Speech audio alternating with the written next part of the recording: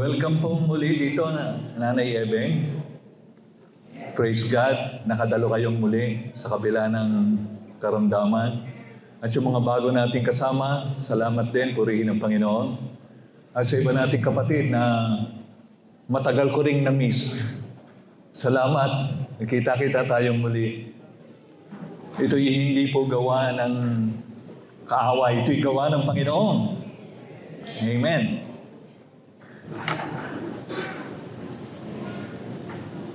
Ang title po na ating pag-uusapan ay pinamagatan kong Facing the Impossible. Facing the Impossible. Ang tanong, kaya-kaya?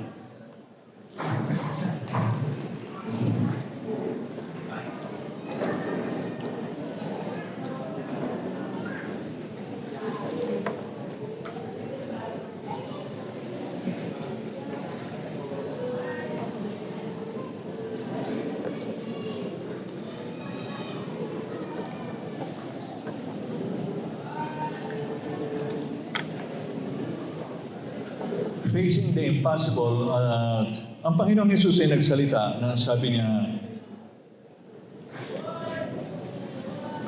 with God, all things are possible. Bakit nga ba all things are possible sa Panginoon? Kasi ito ay nagpapakita ng ating Diyos ay omnipotent God, all-powerful, makapangyarihang lubos ang ating Panginoon. Unlimited ang kanyang power. Alam niyo, binitawan niya yung salitang with God, all things are possible dahil nagtanong yung mga alagad. Kasi itong binatang mayaman, sa kabila ng inalok ng Panginoon na sumunod sa kanya, pero tinalikuran yung offer ng Panginoong Hesus.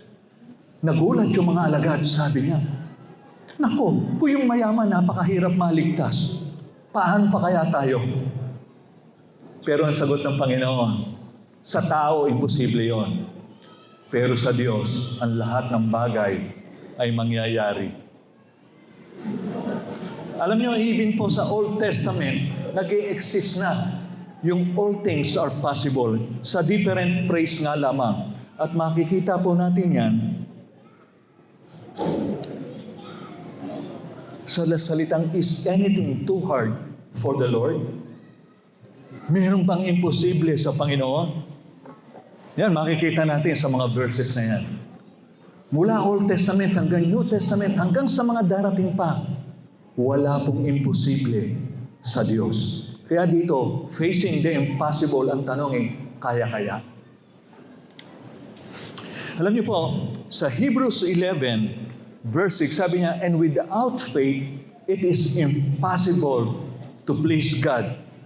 Sabi niya, because anyone who comes to Him must believe that He exists and that He rewards those who earnestly seek Him. Napakahalaga po ng pananampalataya. Dahil ang tunay na pananampalataya ay kayang gawin ang lahat ng bagay. Eh, yung tanong, saan nga ba nagmumula ang pananampalataya? Nilinaw ni Apostol Pablo sa Romans 10:17, faith comes by hearing, and hearing is by the word of Christ. At itong ebanghelyo na ito na tinutukoy din ni Apostol Pablo, kailangan dito faith. Kaya nga sabi niya sa Romans 1:17, from faith to faith. Sapagat dito nahayag ang ebanghelyo raw, ang kaligtasan, mula sa pananampalataya hanggang sa pananampalataya. Kaya bakit tinatawag na mula sa faith hanggang faith? Ibig sabihin, para maligtas ka, kailangan mo ng faith. Yun yung saving faith. At ngayon, bilang ligtas na, kailangan mo lumakad sa kasama ang Panginoon at ang tawag po dyan, walking faith. Kaya nagsimula ka sa faith, magwawakas ka rin sa pananampalataya. Kaya ganyan kahalaga ang pananampalataya. At ang pananampalataya ay naniniwala ka na kaya ng Diyos gawin ang anumang bagay na imposible sa paningin ng tao. Walang hindi kakayanin ng Panginoon. Alam niyo, sa panahon ngayon, bawat isa sa atin ay nakararanas ng mga higanting problema. Mabibigat na problema, halimbawa, yung mga problema na Ito nagdaan lang, itong baha. Itong nangyari sa bagyo na ito, ang dami pong na-stranded, na traffic, yung iba hindi na nakarating ng school, yung iba hindi na nakapag-church. Alam nyo, para tayong tinutuya o parang sinusukat ang ating pananampalataya. Pinaparalisa tayo sa takot. Napansin nyo ba yon? Pag dumarating talaga ang mga higanteng problema, ganyan na nangyayari. At maaari ngayon, mayroon kayong kinakaharap na mabigat na karamdaman, maaaring sa pananalapi, maaaring broken relationship, maaaring addiction, o maaaring spiritual attack ng kaaway. Ang tanong, paano mo ito kakaharapin? Ang pag-uusapan, kuha po tayo ng magandang example sa story of David and Goliath. Na matatagpuan dyan sa, hindi na po natin babasahin, napakarami ng verses. Mula verse 1 hanggang verse 15. Alam niyo po, ang kwentong ito, hindi kwentong para lamang sa bata. Na kung saan patungkol-tungkol ito sa isang higante na tinalo ng isang matapang na bata, nilabanan yung higante. Alam niyo, itong istoryang ito ay isang makapangyarihang larawan kung paano dapat harapin ng mga anak ng Diyos ang mga imposibleng sitwasyon sa pamamagitan ng pagtitiwala sa buhay na Diyos. Gaano man kalaki ang higante na yan sa ating buhay ay walang kabuluhan ito kumpara sa laki ng Diyos. Pero bago po yan, tayo muna po ay manalangin. O dakila naming Diyos, sa inyo namin ihahabilin ang aming pag-uusapan. Gabayan mo po kami, maging ang aming mga puso't kaisipan upang ikaw ay maluwalhati din namin at maparalangan sa lahat ng ito. Sa matamis na pangalan ng aming Panginoong Hesus. Amen. Facing the impossible. Kaya-kaya. Kung titignan po natin yung istorya nila David, ayon sa ating pananaw, napaka-imposibleng talunin ni David yung higante, si Goliath. Dahil unang-una sa taas, imagine niyo 9 feet.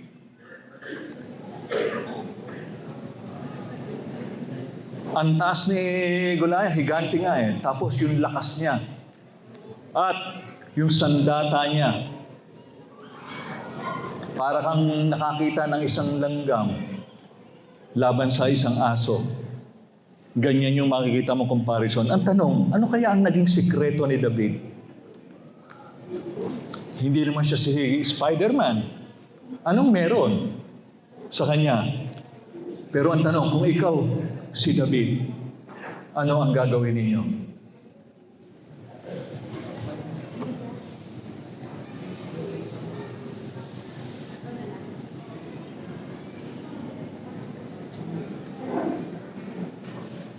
Face it with the right focus.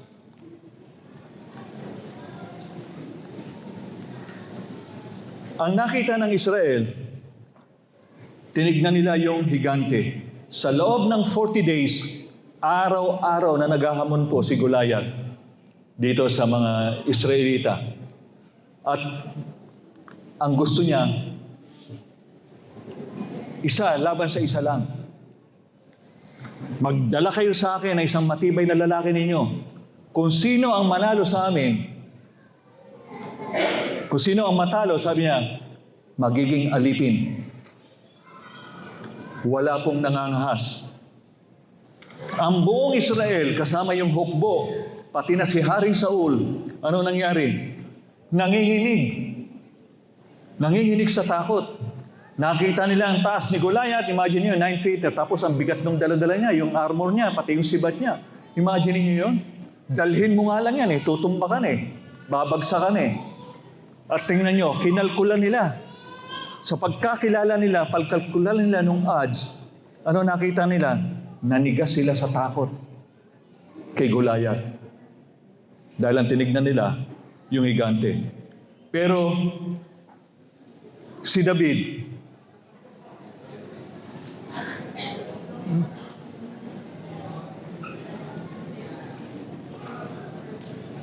ano ba yan?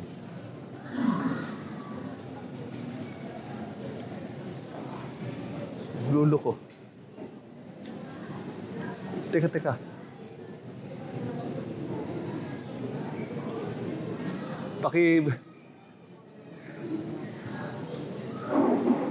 Ayan. Ikaw na lang magtuloy.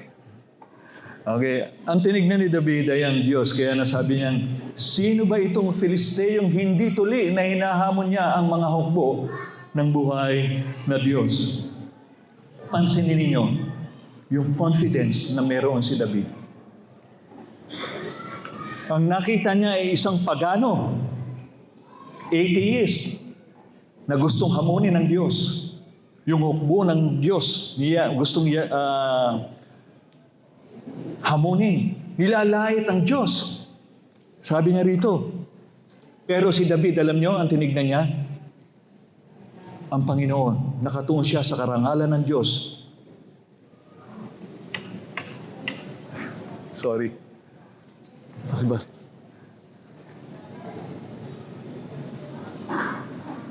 Nawala na naman.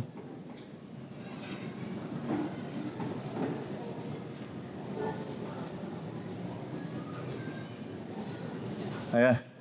Sorry.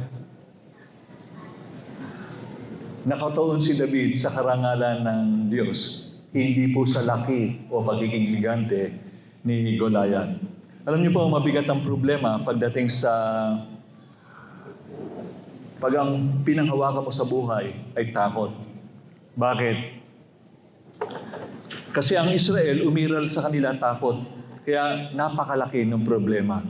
Pero pag ang focus ay nasa problema, lumalaki ito. Ngunit pag ang focus ay nasa Diyos, lumiliit ito. Ang tanong tayo, gaano ba natin tinitingnan ang problema? Kung makikita nyo, kung papansinin nyo, magkaroon ng magkaibang pananaw. Si Saul at ang Israel, ang hukbo. Ano ang tanong nila? Paano natin siya matatalo? Hindi natin ito kakayanin, lalo na kung isa laban sa isa. Wala tayong maiharap. Pero si David, anong sabi niya? Paano siya nanghas hamunin ang Diyos? Anong meron kay David? Halimbawa, kapatid, nakatanggap ka ng isang balita mula sa doktor mo. Diniagnose ka. Ang sinabi sa iyo ng doktor, cancer yung kalagayan mo. Stage 4. Ano sasabihin ng tao? Terminal na yan. Pero anong sasabihin ng faith? Ang Diyos ko, ang dakilang manggagamot. Hawak niya ang mga araw ng buhay ko. Yan ay kung sa Panginoon ka nakatingin. Kung ganito ang focus mo, kagaya ni Apostol Pablo, pwede mo masabi, for me to live is Christ, and to die is gain. Bumagsak yung negosyo mo, nalugi ka, lunod ka sa utang. Sasabihin ng fear, wala, bagsak ka na, lunod ka na sa utang. Ano pa gagawin mo? Pero ang faith, ano sabi ni Pablo? Pupunan ng aking Diyos ang lahat ng inyong pangangailangan. Ayon sa kanyang kayamanan sa kaluwalhatian kay Kristo Jesus. Pag ang tinignan mo, yung magagawa ni Kristo, yung kayamanan ni Kristo, mapapanatag ka at sigurado, luluwalhatiin mo siya. Ngayon, ang tanong, anong giant problem ang kinakaharap mo ngayon? Paano mo tinitignan? Sa mata ba ng takot o sa mata ng pananampalataya? Sa tuwing papasok sa isip mo ang giant problem, kapatid, huminto ka sandali. Mag-post ka. Huwag mo sabihin, oh my God, OMG, ang laki ng problema ko. Ganun ba? Ano sabi?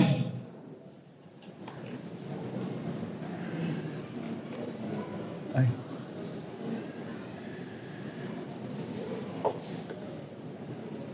Ang Diyos ko ay mas malaki kaysa sa problema ang kinakaharap ko ngayon. Ang Diyos ko. Huwag mong gagamitin yung OMG pag nandyan yung malaking problema. Ginamit mo na sa hindi maganda. Tapos hindi mo pa siya pinagtiwalaan, di ba? Mabigat yun. Kaya maganda, face it with the right focus. Pangalawa, face it with the remembered faith.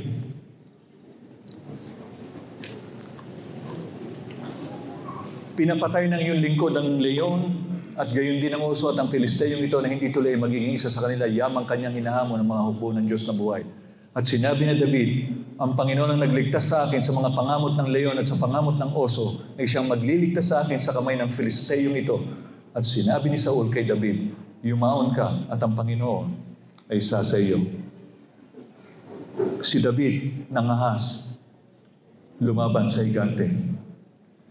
At sinabihan siya ngayon ni Saul, sige, kung kaya mo, go ka. Bakit ang lakas ng loob ni David? Meron kasi siyang testimony.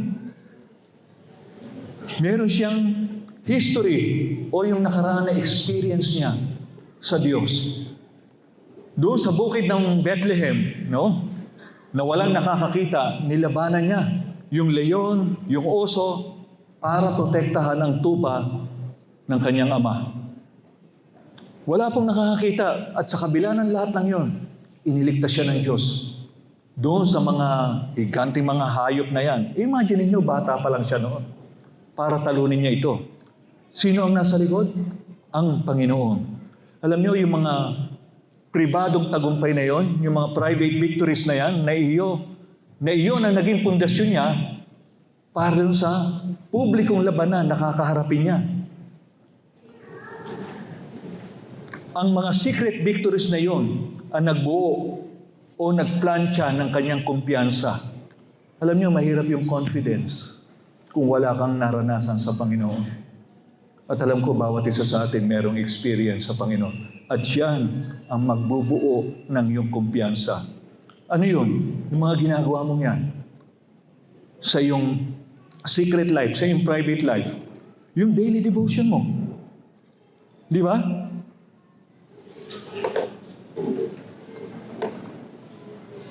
Yung prayer mo. Yung prayer life mo. Yung mga pribadong pagsunod mo sa Panginoon. Pag yan hindi mo yan nagagawa, kapatid, babagsak ka. Merong isang nangihinang Kristiyano, nung araw, very active siya. Talagang kahit saan mo siya isugo, sugod siya ng susod, at nasaksihan niya ang pagkilos ng Panginoon. Yung kapangyarihan ng Diyos sa mga imposibleng sitwasyon. Nandiyan yung mga nasirang pagsasama, naibalik, na-restore. Yung mga matitigas na puso ng mga tao sa kapaligiran, naligtas. Yung mga dying churches, nakabangon. Yung mga may kararamdaman ng mga bibibigat, nasaksihan niya. Ngunit dala ng kahirapan ng buhay, ano ginawa niya? Nag-isip-isip siya. Sabi niya, mahirap ito. Wala na kaming kakanin sa araw-araw. Saan ako kukuha? Alam niyo, naisip niya, itong Kristiyanong ito, nakaisip siya, sabi niya, alam ko na, magnenegosyo ako. Pero bago siya magnegosyo, magtatanim muna ako, sabi niya. Meron siyang bukid. Nagtanim ng mga gulay. At alam niyo, yung mga gulay niyo, dumami ng dumami, lumago, hanggang nagbebenta na siya, hanggang nagpatayo na siya na isang pwesto doon sa tabing kalsada. At alam niyo, naging very successful siya. Yung pastor, naalala siya bigla. Sabi niya, yung kapatid na ito, matagal nang hindi nakakadalo. Mapasyalan niya. Pinasyalan niya yun. At pagdating doon, tuwan-tuwa naman yung kapatid na yun. Pastor, long time no see. Oo nga kapatid, long time no see. Kumusta ka na? Ito kapatid, nagtatanim na lang ako ng mga gulay kasi wala na kaming pagkakainin eh. Pinag-isip-isip yung pastor. Kumusta naman ang buhay mo? Hindi pa rin siya makalala. Sabi niya, okay pa rin. Sa katunayan nga, pastor, halika, tignan mo yung pananim ko, yung gulayan ko. Napakarami. Mamaya, pag-uwi mo, padadalan pa kita niyan. Sabi ng pastor, kambira ng kapatid ito, hindi maramdaman. Yung gusto kong mangyari, yung gusto kong sabihin, hindi niya madirekta. Alam niyo, sabi ng pastor, alam ko na. Sinabihan niya yung kapatid, sabi niya, kapatid, alam mo ba, na hindi lamang sa tinapay nabubuhay ang tao? Nag-isip-isip yung Kristiyano. Sabi niya, oo nga, dapat pala may gulay din. Alam niyo, pwedeng dumating ang takot at worry sa ating buhay. Pero tandaan ninyo, ang Panginoong Yesus mismo, ano ang ginawa niya? Ano ang sabi niya sa Romans 8? Siya na hindi ipinagkait ang kanyang sariling anak, kundi ibinigay dahil sa ating lahat. Bakit hindi naman ibibigay sa atin ng walang bayad ang lahat ng mga bagay? Pansinin niyo yung sinabi. Doon sa punto na mapapahamak tayo, napakabigat na problema, pupunta tayo sa impyerno, walang katapusan. Ano ginawa ng Panginoon Diyos? Isinuko ang kanyang kaisa-isang anak, ipinagkaloob para matubos tayo sa kasalanan na hindi natin kayang bayaran. Tapos, yung simpleng bagay iwo-worry mo sa iyong buhay. Ano sabi niya? Bakit hindi naman ibibigay sa atin na walang bayad ang lahat ng mga bagay? Ano sabi? Lahat. Ano man yung pinoproblema mo. Kay sakit yan, kay financial yan, kay broken relationship yan, kay ano pa man yan. Sabi niya, lahat ng mga bagay, kaya niyang ipagkaloob. Alam niyo lang ang problema? Pag ang isang Kristiyano nagkaroon ng spiritual amnesia, delikado yan. Nakakalimutan ng Israel ang mga nakaraang himala ng Diyos. Nakakalimutan nila na tumawid sila sa dagat na pula dahil sa kapangyarihan ng Diyos. Nakakalimutan nila na yung wall of Jericho na napakatibay, pinabagsak ng Panginoon. Tingnan niyo ang Israel, nakakalimutan nila. Saan sila tumingin? Kay Goliath. At ano ang nangyari? Nagresulta ng takot. Nanginig sila na para bang ang tingin nila walang magagawa ang Diyos. Napaka-imposible. Kaya nga ano ang paalala ni David? Sabi niya, purihin mo ang Panginoon o kaluluwa ko at huwag mong kalimutan ang lahat niyang mabubuting gawa. Ano sabi? Huwag mong kalimutan. Ito isa rin paalala sa atin. Tandaan ninyo, kapag umuungol ang higanting problema sa ating buhay, alalahanin ninyo, paalalahanan niyo ang inyong sarili. Ang Panginoon na nagligtas sa akin noon, ay siya rin magliligtas sa akin ngayon at magliligtas pa. At meron din sinabi si Pablo patungkol po riyan. Sabi niya, ang Diyos na nagligtas sa iyo noon, pansinin niyo, nagligtas noon, ay siyang nagliligtas sa iyo ngayon at siyang magliligtas sa iyo bukas. Yan po yung pattern ng katapatan ng Diyos sa atin. Past, nagligtas. Present, nagliligtas. And future, magliligtas. Napakagandang talata na panghawakan. God is good. All the time, praise God. And lastly, face it with the resources God gave you.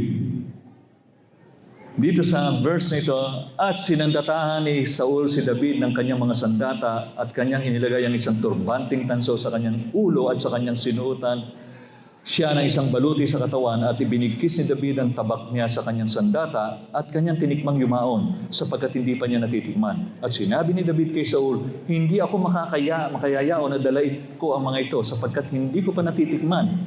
At pawang hinubad ni David sa kanya. Alam niyo, Saul's armor hindi nagkasya, did not fit. Ang ganda sana ng intensyon ni Haring Saul. Inalok niya si David ng pinakamahusay na military equipment na available. Royal armor, bronze helmet, espada. Pero ang problema, hindi makakilo si David. Bakit? Una, hindi kasi kanya yung armor. At pangalawa, hindi pa niya ito nasusubukan. At wala siyang karanasan dito. Kaya hinubad ito ni David. Kinuha niya ang alin? Yung alam niyang gamitin. Ano yon? Yung kanyang tungkod, yung makikinis na bato, at yung kanyang tirador. Dito siya bihasa, dito siya sanay, di ba? Ang maganda nito, God uses what He has placed in your hand. Alam niyo, hindi sinubukan ni David na maging si Saul o gayahin si Saul. Hindi siya nagpanggap na sanay siyang sundalo. Actually, hindi nga siya sundalo eh. Anong ginawa niya? Nagpakatotoo lang siya sa kanyang sarili. Ginamit niya ang simpleng kagamitan ng isang pastol, tirador, bato, tungkod, at ibinigay ng Diyos yung tagumpay sa kanya.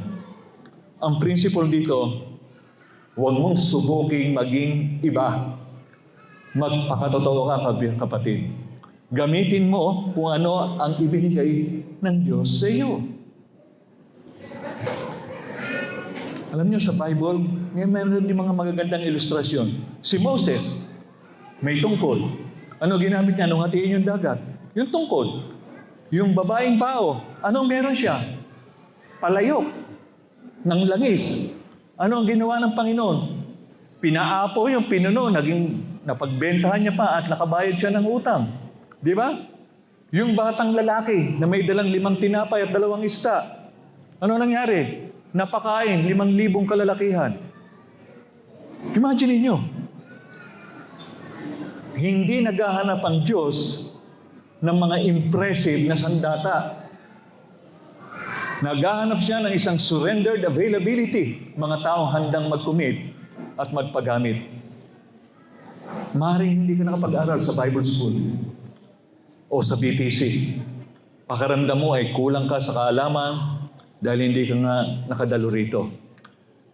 At hindi ka makapag-quote ng maging Greek o mga Hebrew terms, pero kilala mo si Jesus. May testimony ka, may karanasan ka. Marunong ka manalangin, marunong ka magmahal, marunong ka maglingkod. Yan ang tirador at yan yung bato mo. Gamitin mo yan sa Panginoon. Isang ordinaryong membro ka lamang, hindi ka pastor o missionary. Tatrabaho ko sa opisina, sa call center o sa pabrika o isa kang driver. Iniisip mo, ano ba ang magagawa ko para sa Panginoon? Actually, marami. Marami kang magagawa. Pwedeng yung trabaho mo. Pwedeng maging mission field mo yan. Pwede kang magpatotoo. Ang iyong integridad, ang iyong kabaitan, ang iyong patotoo. Ito yung mga bato at tirador mo. Gamitin mo yan sa Panginoon. Kaya wala kang maidadahilan eh. At ang number 1, isa pang makikita natin, the battle is the Lord's. Sinabi ni David sa Filisteo, ikaw ay lumalapit sa akin na may hawak ng sibar at kalasag. Ngunit ako ay lumalapit sa iyo sa pangalan ng Panginoon ng mga hukbo. Ang Diyos ng mga hukbo ng Israel na iyong hinamak sa araw na ito, ibibigay ka ng Panginoon sa aking kamay. Bakit? Sapagkat ang labanan ay sa Panginoon. At ibibigay niya kayo sa aming mga kamay. The battle is the Lord's. Ang tiwala ni David ay nasa pangalan ng Panginoon, hindi doon sa kanyang tirador. Yung bato, yung tirador, kasangkapan lamang yan ng Panginoon. Ano mang meron kayo, kasangkapan lamang yan ng Panginoon. Ang Diyos ang kapangyarihan sa likod nito. Nagkaloob ka halimbawa, yung kinagkaloob mo, gagamitin niya ng Panginoon na pwede makaabot ng ibang kaluluwa. Talent mo, skills mo, ginamit mo, pwede makaabot yan. Gagamitin niya ng Panginoon para kilusin ang puso ng ibang tao. Ano ang ibinigay ng Diyos sa inyong mga kamay? Yan ang magandang tanong eh. Kapatid, itigil mo na yung pagtingin doon sa wala ka. Itigil mo na yung pagkukumpara sa iba, sa sarili mo.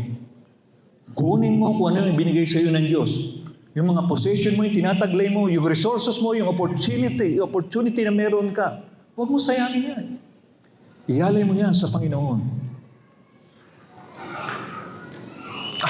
Paano natin haharapin ang imposible? Kaya? Face it na mayroon tamang pagtotoo. Right focus. Face it with a remembered faith. Ang karanasan mo sa iyong paglakad kasama ng Diyos ang magbibigay sa iyo ng confidence. Face it with the resources God gave you. Gamitin mo, kapatid, kung ano yung mga bagay na nasa kamay mo, na ipinagkakatiwala sa iyo, ikaw ay steward niyan, gamitin mo yan. Pagkatiwala mo yan para sa Panginoon. Anong higante o malaking problema ang kinakaharap mo ngayon? Maaring takot, maaring yung kasalanan na yan, yung kawalang pag-asa, o maaring nahaharap ka sa matinding pagsubok o tukso sa buhay. Tandaan natin, ang laban, ang battle ay sa Panginoon. Hindi mo hinaharap ang iyong problema na nag-iisa. Kasama mo ang Diyos na nagbibigay ng lakas, kagaya ng pagbibigay ng lakas niya doon kay David, isang batang pastor, para mapatay yung higante, at nagtagumpay siya. At ang Diyos na yon ang siyang kasama rin natin ngayon. Pero kapatid, kailangan natin humakbang. Pasulong. Huwag natin tingnan yung nakaraan. Kung nagkaroon ka naman nagkaroon ka ng mga failures, move on. Pagtuunan mo yung mga bagay na hinaharap. Hindi na natili si David sa kampo. Hindi siya na natili na nakikipagkwentuhan. Hindi siya naghintay na may ibang kumilos. Hindi siya naghingi ng katuwang. Tumakbo siya patungo doon sa higante. Hinarap niya na ang pagkakatiwala niya nandoon sa Panginoon. Mga kapatid, baka meron tao ka na gusto mong kausapin na hanggang ngayon hindi mo pa nagagawa. Gawin mo na. Ang kasalanan na ngayon na itinatago mo, na hindi mo mailabas, hindi mo pagtagumpayan, talikuran mo na. Kilalanin mo ito sa harapan ng Diyos. Ang pagnanais mo na maglingkod sa Diyos, na parang nadidelay pa, gawin mo na ngayon. Huwag mo nang antayin pa. Yung magagawa mo bukas. Yung magagawa mo bukas, gawin mo na ngayon. Tandaan natin, mga kapatid, the living God goes before you. Kasama mo ang ating Diyos na buhay. Hindi ka iiwanan, hindi ka bababayaan. At tandaan natin ang laban, anumang problema ang kinakaharap natin, pagkatiwala mong lahat yan, dahil siya ang lumalaban para sa iyo. At ang tagumpay ay siguradong sigurado. Kaya nga, sa huling talata, if God is for us, who can be against us? Nakita niyo ba yung pinost ko na nakaraan? Anong meron? Yung assurance. Meron kang pagkakatiwala dahil ipinadamanan ng Diyos yung kanyang pag-ibig. Meron kang power na nagmumula sa Holy Spirit, kaya makakayanan mong pagtagumpayan ang lahat ng bagay.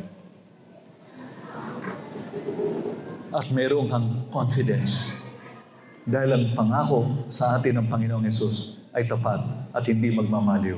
Kaya nga, kung ang Diyos ay sumasayo, ay sumasa atin, sino ang pwede magtagumpay laban sa atin? Facing the impossible, mga kapatid, kaya-kaya? Kaya-kaya? Pagpalain kayo ng Panginoon.